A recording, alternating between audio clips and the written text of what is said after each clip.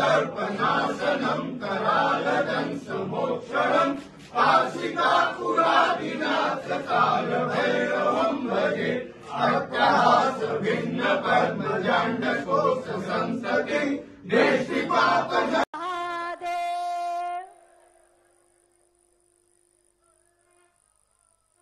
माननीय मुख्यमंत्री महोदय और बनते हुए सभी लोग एक स्वर में ये कहते हैं, इस वक्त कहते हुए सुनाई दे रहे हैं एक दूसरे से। इस वक्त आप देख सकते हैं ललिता घाट की, जहां प्रधानमंत्री नरेंद्र मोदी आस्था की डुबकी को लगाने के लिए मां गंगा के अंदर जा रहे हैं। निश्चित तौर से ये तस्वीरें अपने आप में बेहद ऐतिहासिक और वही एक आस्था की डुबकी, क्योंकि ये मान्यता है।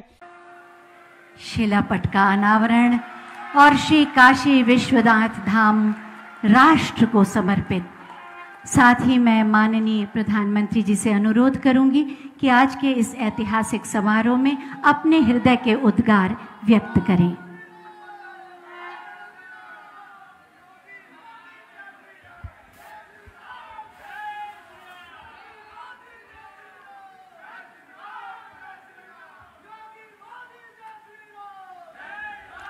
हर हर महादेव,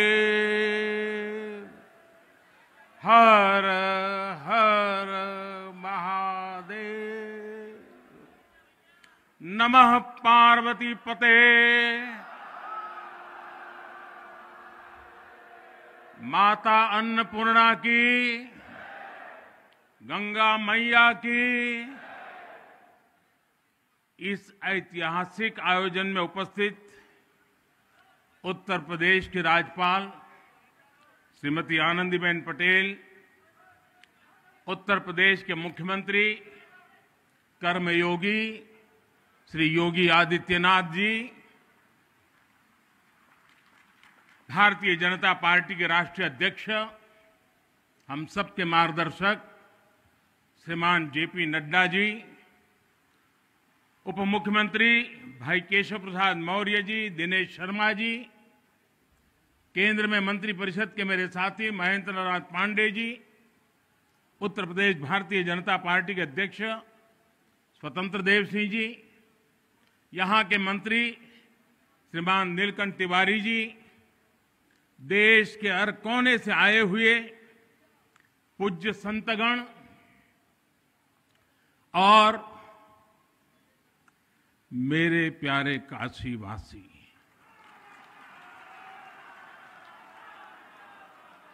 और देश विदेश से इस अवसर के साक्षी बन रहे सभी श्रद्धालु साथीगण,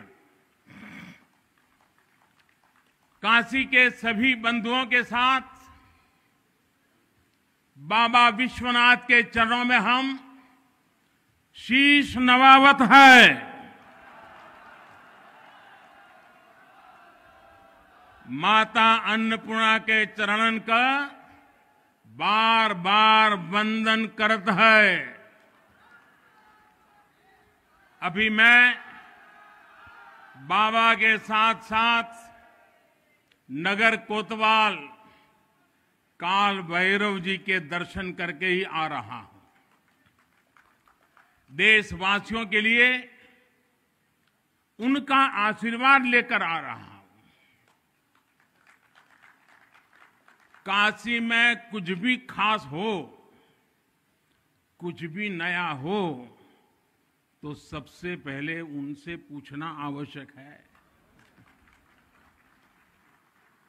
मैं काशी के कोतवाल के चरणों में भी प्रणाम करता हूं।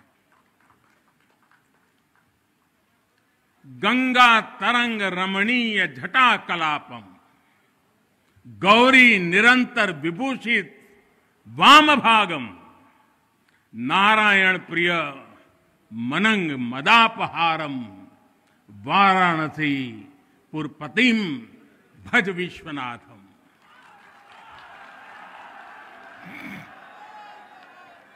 हम बाबा विश्वनाथ दरबार से देश दुनिया के उन श्रद्धालु जनन के प्रणाम करत है जो अपने अपने स्थान से इस महायज्ञ के साक्षी बनत होन। हम आप सब काशीवासी लोगन के प्रणाम करत है जिनके सहयोग से इस शुभ घड़ी आयल है, हृदय गदगद है, मन आह्लादित है। आप सब लोगन के बहुत बहुत बधाई है।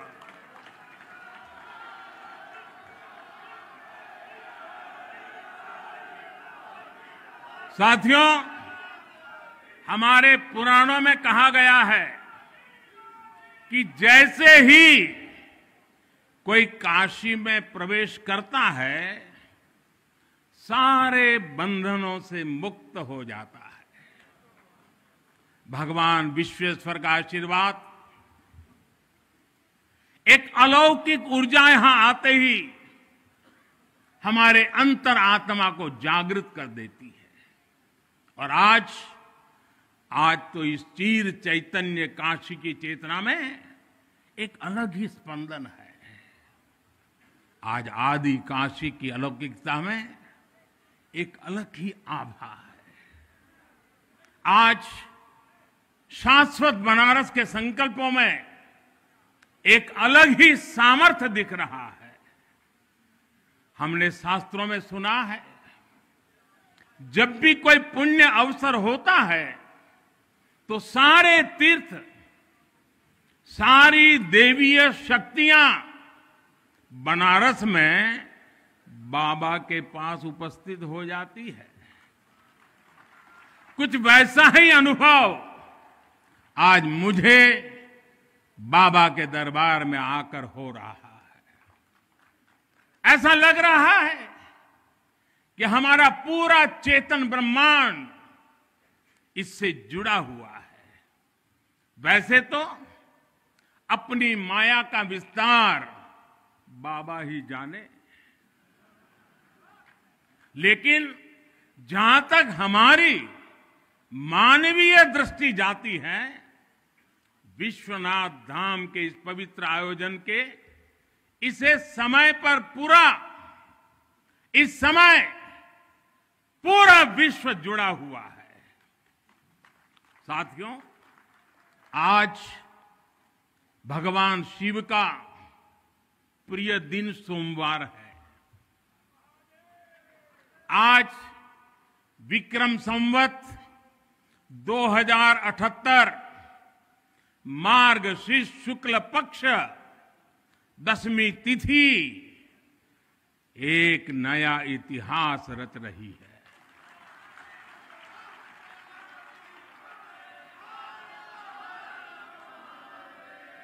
और हमारा सौभाग्य है कि हम इस तिथि के साक्षी बन रहे हैं। आज विश्वनाथ धाम अकल्पनीय अनंत ऊर्जा से भरा हुआ है। उसका वैभव विस्तार ले रहा है।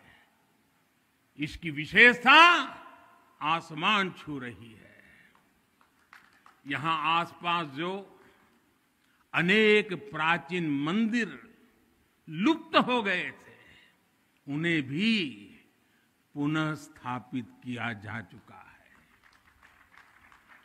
बाबा अपने भक्तों की सदियों की सेवा से प्रसन्न हुए हैं, इसलिए उन्होंने आज के दिन का हमें आशीर्वाद दिया है।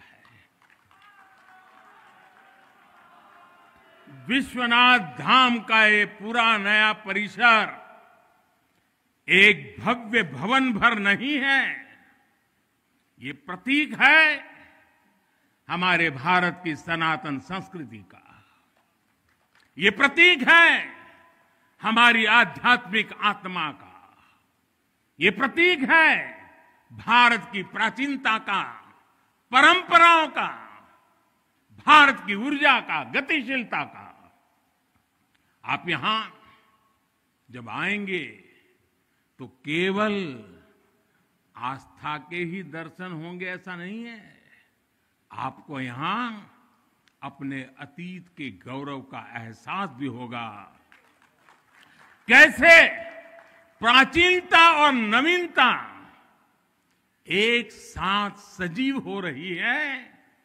कैसे पुरातन की प्रेरणाएं भविष्य को दिशा दे रही हैं, इसके साक्षात दर्शन विश्वनाथ धाम परिसर में हम कर रहे हैं। साथियों, जो मां गंगा उत्तर वाहिनी होकर बाबा के पांव पखारने काशी आती है, वो मां गंगा भी आज बहुत प्रसन्न होगी। अब जब हम भगवान विश्वनाथ के चरणों में प्रणाम करेंगे, ध्यान लगाएंगे, तो मां गंगा को स्पर्श करती हुई हवा हमें स्नेह देगी, हमें आशीर्वाद देगी।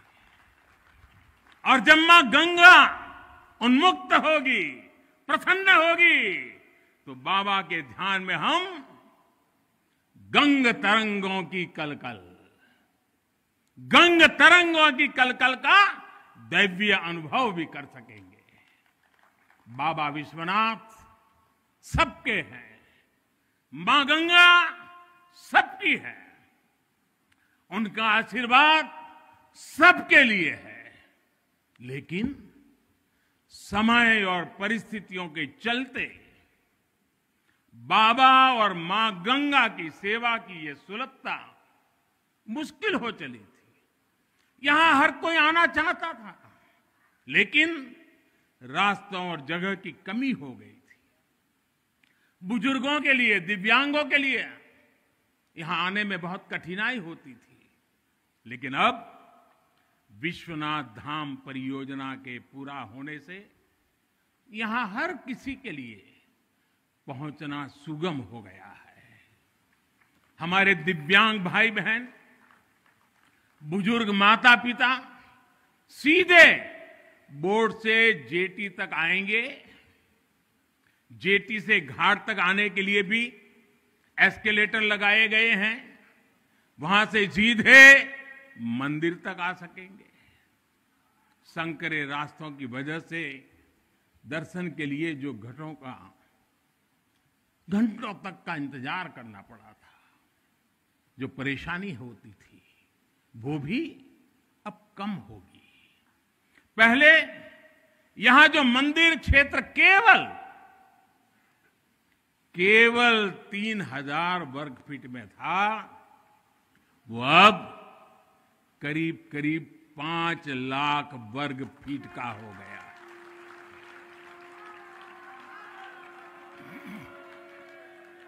अब मंदिर और मंदिर परिसर में 50, 60, 70 हजार श्रद्धालु आ सकते हैं। यानी पहले मां गंगा का दर्शन स्नान और वहां से सीधे विश्वनाथ धाम, यही तो है। हर हर महादेव। साथियों, जब मैं बनारस आया था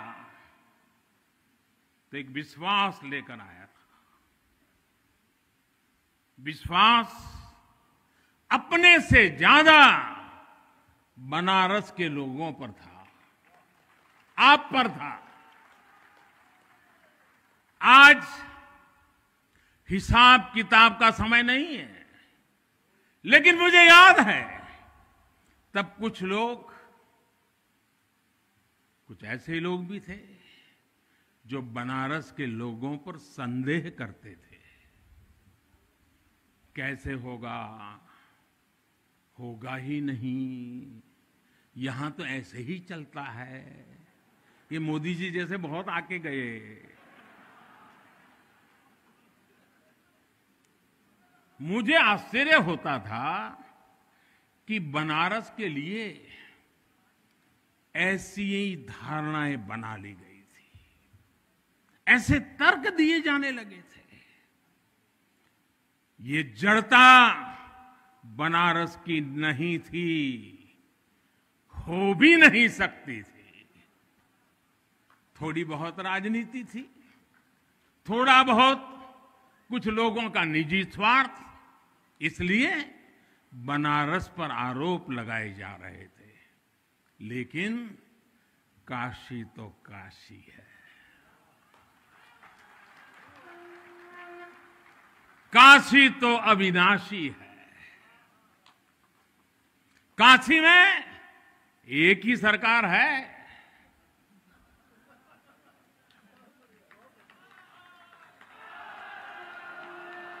जिनके हाथों में डमरू है, उनकी सरकार है।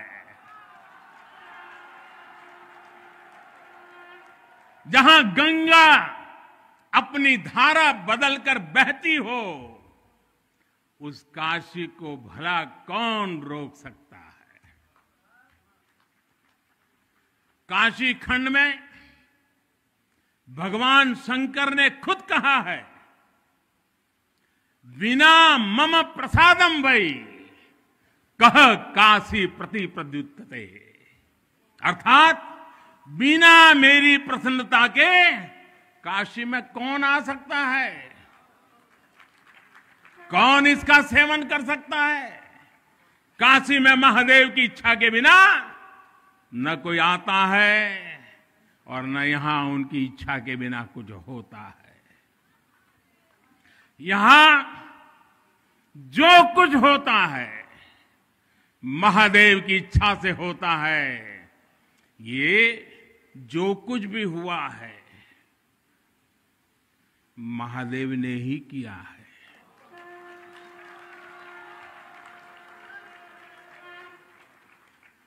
ई विश्वनाथ धाम तो बाबा आपन आशीर्वाद से बनेले हुअन। उनकर इच्छा के बिना का कोई पत्ता हिल सकेला? कोई कितना बड़ा हवे तो अपने घरे का होइए, ऊ बोलिए तबे कोई आ सकेला, कुछ कर सकेला। साथियों, बाबा के साथ अगर किसी और का योगदान है तो वो बाबा के गणों का है। बाबा के गण यानी हमारे सारे काशीवासी, सारे काशीवासी जो खुद महादेव के ही रूप है। जब भी बाबा को अपनी शक्ति अनुभव करानी होती है, वो काशी वासियों का माध्यम ही बना देते हैं। फिर काशी करती है और दुनिया देखती है। इदम शिवाय इदम नमः, इदम शिवाय इदम नमः। भाई और बहनों, मैं आज अपने हर उस श्रमिक भाई बहनों का भी आभार व्यक्त करना चाहता हूं जिसका पसीना इस भव्य परिसर के निर्माण में बहा है। कोरोना के इस विपरीत काल में भी उन्होंने यहां पर काम रुकने नहीं दिया। मुझे अभी अपने इस श्रमिक साथियों से मिलने का अवसर मिला, उनके आशीर्वाद लेने का सौभाग्य मिला। हमारे कारीगर, हमारे सिविल इंजीनियरिंग से जुड़े लोग, प्रशासन के लोग, वो परिवार जिनके यहां घर हुआ करते थे, मैं सभी का अभिनंदन करता हूं। और इन सबके साथ मैं यूपी सरकार, हमारे कर्मयोगी मुख्यमंत्री योगी आदित्यनाथ जी का भी और उनकी पूरी टीम का भी अभिनंदन करता हूं, जिन्होंने काशी विश्वनाथ धाम परियोजना को पूरा करने के लिए दिन रात एक कर दिया। साथियों, हमारी इस वाराणसी ने युगों को जिया है, इतिहास को बनते बिगड़ते देखा है। कितने ही कालखंड आए गए, कितनी ही सल्तनतें उठी और मिट्टी में मिल गई, फिर भी बनारस बना हुआ है। बनारस अपना रस बिखेर रहा है। बाबा का ये धाम शाश्वत ही नहीं रहा है, इसके सौंदर्य ने भी हमेशा संसार को आश्चर्यचकित और आकर्षित किया है। हमारे पुराणों में प्राकृतिक आभा से घिरी काशी के ऐसे ही दिव्य स्वरूप का वर्णन किया गया है। अगर हम ग्रंथों को देखेंगे, शास्त्रों को देखेंगे, इतिहासकारों ने भी वृक्षों, सरोवरों, तालाबों से घिरी काशी के अद्भुत स्वरूप का बखान किया है। लेकिन समय कभी एक जैसा नहीं रहता। आतताइयों ने इस नगरी पर आक्रमण किए, इसे ध्वस्त करने के प्रयास किए। औरंगजेब के अत्याचार, उसके आतंक का इतिहास साक्षी है। जिसने सभ्यता को तलवार के बल पर बदलने की कोशिश की, जिसने संस्कृति को कट्टरता से कुचलने की कोशिश की, लेकिन इस देश की मिट्टी बाकी दुनिया से कुछ अलग है। यहां अगर औरंगजेब आता है तो शिवाजी भी उठ खड़े होते हैं। अगर कोई सालार मसूद इधर बढ़ता है तो राजा सुहेलदेव जैसे वीर योद्धा उसे हमारी एकता की ताकत का एहसास करा देते हैं। और अंग्रेजों के दौर में भी वॉरेन हेस्टिंग का क्या हाल काशी के लोगों ने किया था।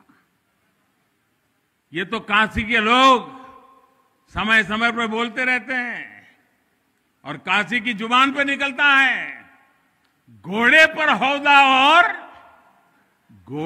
हौदा और हाथी पर जिन जान लेकर भागल वॉरेन हेस्टिंग। साथियों, आज समय का चक्र देखिए। आतंक के वो पर्याय इतिहास के काले पन्नों तक सिमट कर रह गए हैं और मेरी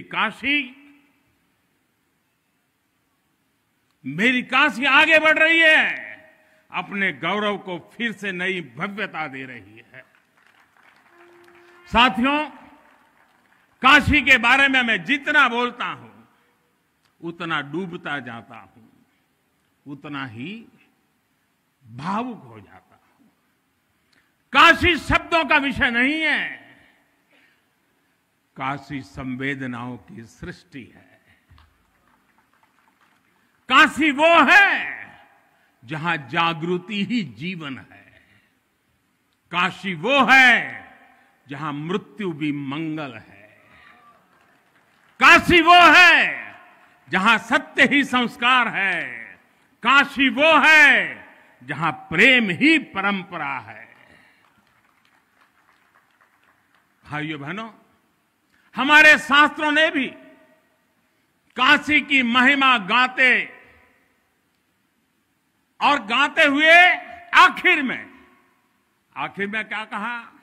नेति नेति ही कहा है।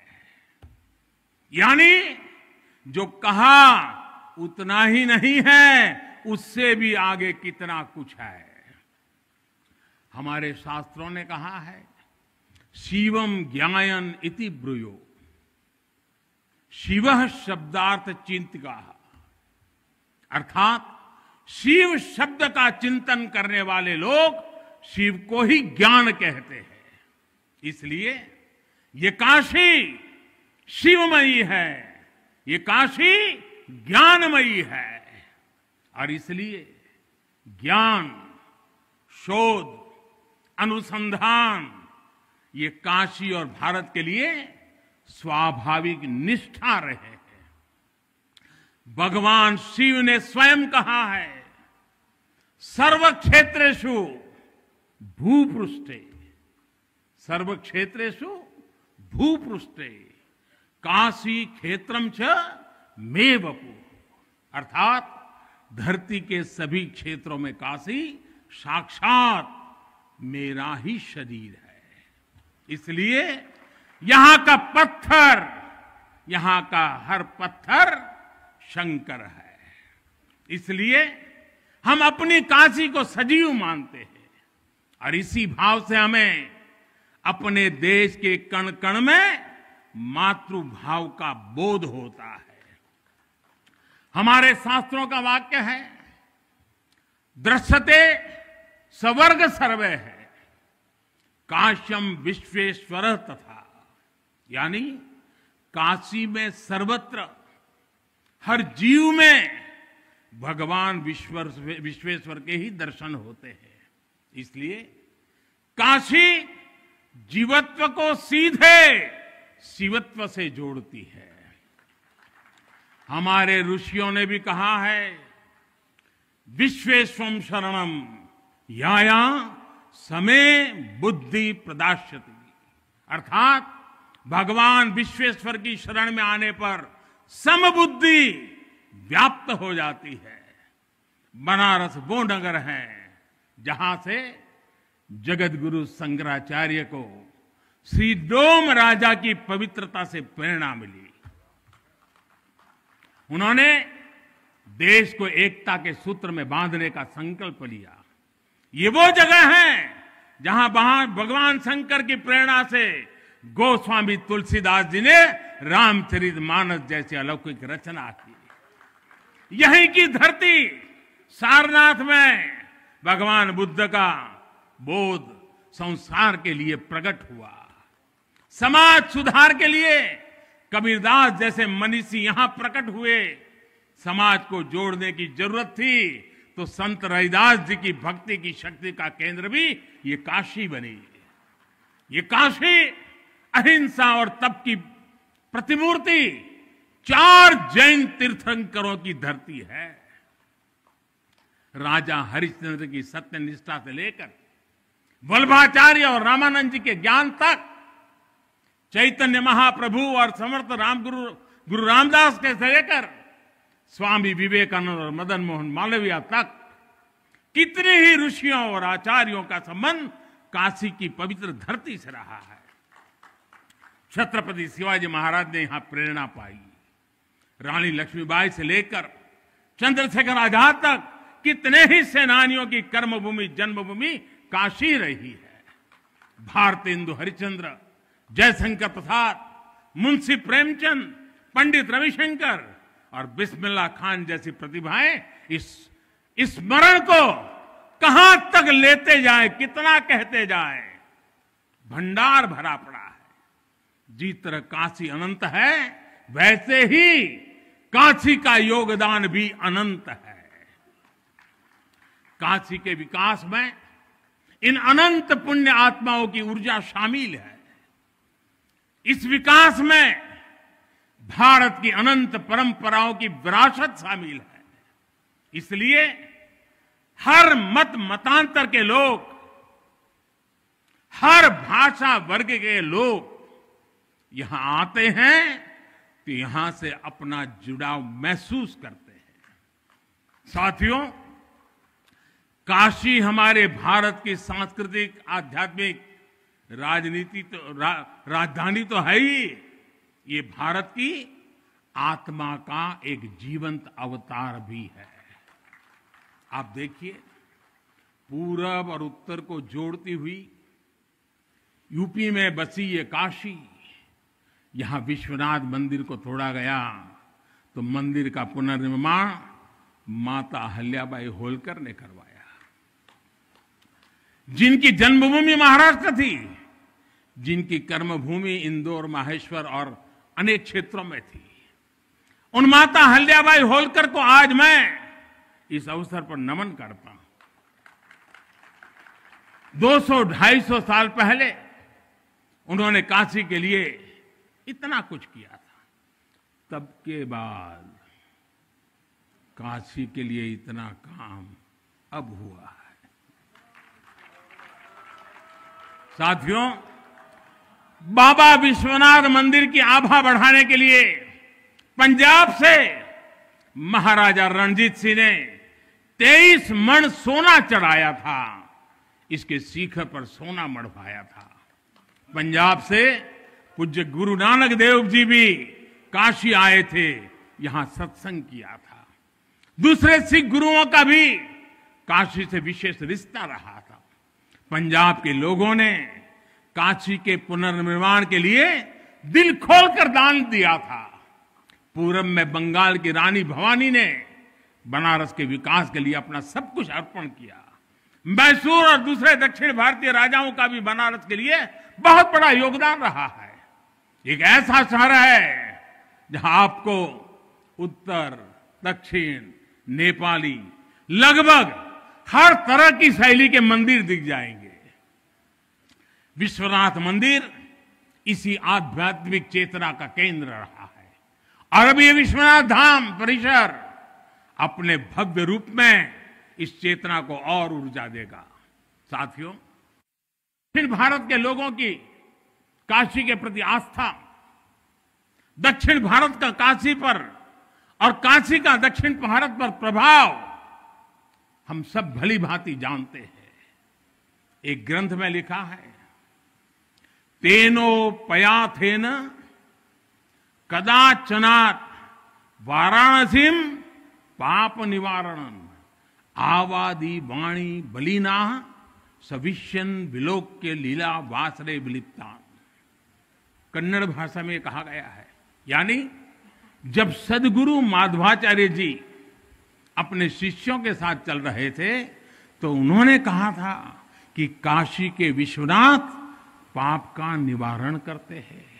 उन्होंने अपने शिष्यों को काशी के वैभव और उसकी महिमा के बारे में भी समझाया। साथियों, सदियों पहले की ये भावना निरंतर चली आ रही है। मां कवि सुब्रमण्यम भारती काशी प्रवास ने जिनके जीवन की दिशा बदल दी, उन्होंने एक जगह लिखा है, तमिल में लिखा है, काशी नगर पुलवर पेसुम उरई दान कांजी इल के पदर कोर खरूबी सेवोम। यानी काशी नगरी के संत कवि का भाषण कांचीपुर में सुनने का साधन बनाएंगे। काशी से निकला हर संदेश ही इतना व्यापक है कि देश की दिशा बदल देता है।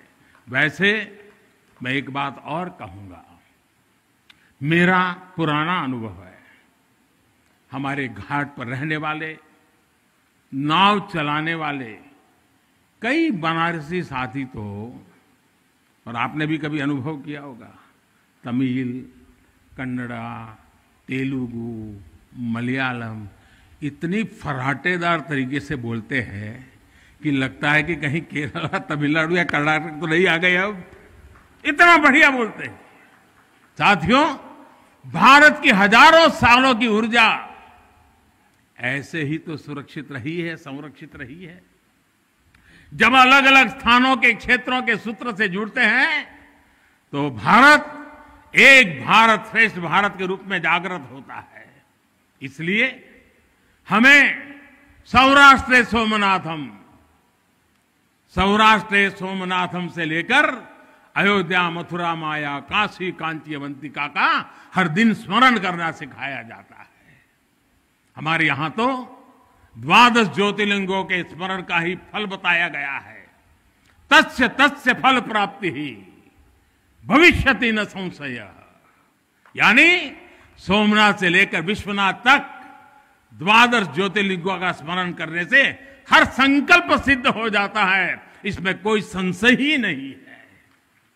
ये संशय इसलिए नहीं है क्योंकि स्मरण के बहाने पूरे भारत का भाव एकजुट हो जाता है, और जब भारत का भाव आ जाए तो संशय कहां रह जाता है, असंभव क्या बचता है। साथियों, ये भी सिर्फ संयोग नहीं है कि जब भी काशी ने करवट ली है, कुछ नया किया है, देश का भाग्य भी बदला है। बीते 7 वर्षों से काशी में चल रहा विकास का महायज्ञ आज एक नई ऊर्जा को प्राप्त कर रहा है। काशी विश्वनाथ धाम का लोकार्पण भारत को एक निर्णायक दिशा देगा, एक उज्जवल भविष्य की तरफ ले जाएगा।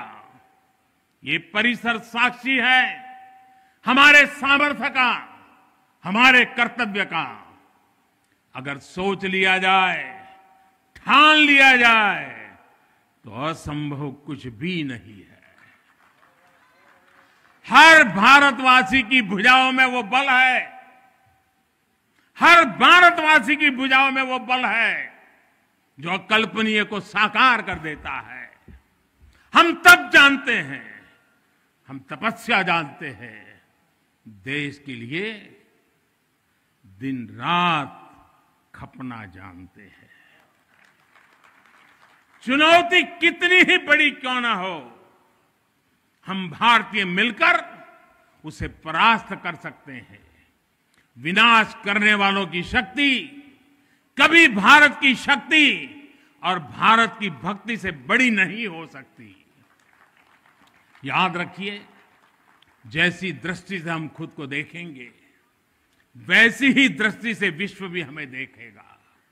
मुझे खुशी है कि सदियों की गुलामी ने हम पर जो प्रभाव डाला था, जिस हीन भावना से भारत को भर दिया गया था, अब आज का भारत उससे बाहर निकल रहा है। आज का भारत सिर्फ सोमनाथ मंदिर का सौंदर्यीकरण ही नहीं करता, बल्कि समंदर में हजारों किलोमीटर ऑप्टिकल फाइबर भी बिछा रहा है। आज का भारत सिर्फ बाबा केदारनाथ मंदिर का जीर्णोद्धार ही नहीं कर रहा, बल्कि अपने दमखम पर अंतरिक्ष में भारतीयों को भेजने की तैयारी में जुटा है। आज का भारत सिर्फ अयोध्या में प्रभु श्री राम का मंदिर ही नहीं बना रहा, बल्कि देश के हर जिले में मेडिकल कॉलेज भी बना रहा है। आज का भारत सिर्फ बाबा विश्वनाथ धाम को भव्य रूप ही नहीं दे रहा, बल्कि गरीब के लिए करोड़ों पक्के घर भी बना रहा है। साथियों, नए भारत में अपनी संस्कृति का गर्व भी है और अपने सामर्थ्य पर उतना ही भरोसा भी है। नए भारत में विरासत भी है और विकास भी है। आप देखिए, अयोध्या से जनकपुर आना जाना आसान बनाने के लिए राम जन्म की मार्ग का निर्माण हो रहा है। आज भगवान राम से जुड़े स्थानों को रामायण सर्किट से जोड़ा जा रहा है और साथ ही रामायण ट्रेन चलाई जा रही है। बुद्ध सर्किट पर ही काम हो रहा है, तो साथ ही कुशीनगर में इंटरनेशनल एयरपोर्ट भी बनाया गया है। करतारपुर साहिब कॉरिडोर का निर्माण किया गया है, तो वहीं हेमकुंड साहिब जी के दर्शन आसान बनाने के लिए रोपवे बनाने की भी तैयारी है। उत्तराखंड में 4 धाम सड़क महापरियोजना पर भी तेजी से काम जारी है। भगवान विट्ठल के करोड़ों भक्तों के आशीर्वाद से श्री संत ज्ञानेश्वर महाराज पालकी मार्ग और संत तुकाराम महाराज पालकी मार्ग का भी काम अभी कुछ हफ्ते पहले शुरू हो चुका है। साथियों, केरला में गुरुवायूर मंदिर हो या तमिलनाडु में कांचीपुरम वेलंकानी, तेलंगाना का जोगलांबा देवी मंदिर हो या फिर बंगाल का बेलूर मठ, गुजरात में द्वारका जी हो या फिर अरुणाचल प्रदेश का परशुराम कुंड, देश के अलग अलग राज्यों में हमारी आस्था और संस्कृति से जुड़े ऐसे अनेकों पवित्र स्थानों पर पूरे भक्ति भाव से काम किया गया है, काम चल रहा है। भाइयों और बहनों, आज का भारत अपनी खोई हुई विरासत को फिर से संजो रहा है। यहां काशी में तो माता अन्नपूर्णा खुद विराजती है। मुझे खुशी है कि काशी से चुराई गई मां अन्नपूर्णा की प्रतिमा 1 शताब्दी के इंतजार के बाद, 100 साल के बाद अब फिर से काशी में स्थापित की जा चुकी है। माता अन्नपूर्णा की कृपा से कोरोना के कठिन समय में देश ने अपने अन्न भंडार खोल दिए। कोई गरीब भूखा न सोए, इसका ध्यान रखा। मुफ्त राशन का इंतजाम किया। साथियों, जब भी हम भगवान के दर्शन करते हैं, मंदिर आते हैं, कई बार ईश्वर से कुछ मांगते हैं,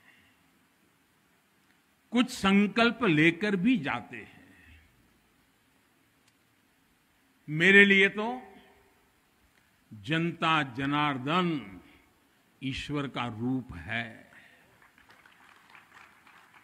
मेरे लिए हर भारतवासी ईश्वर का ही अंश है।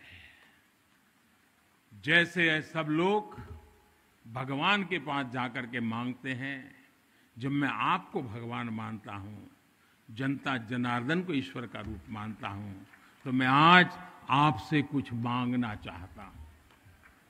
मैं आपसे कुछ मांगता हूं। मैं आपसे अपने लिए नहीं,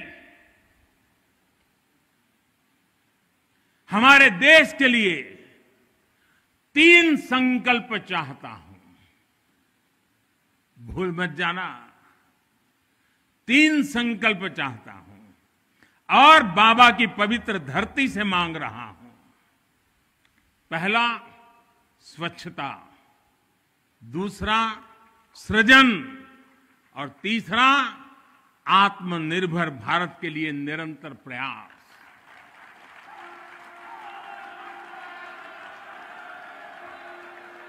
स्वच्छता जीवन शैली होती है, स्वच्छता अनुशासन होती है।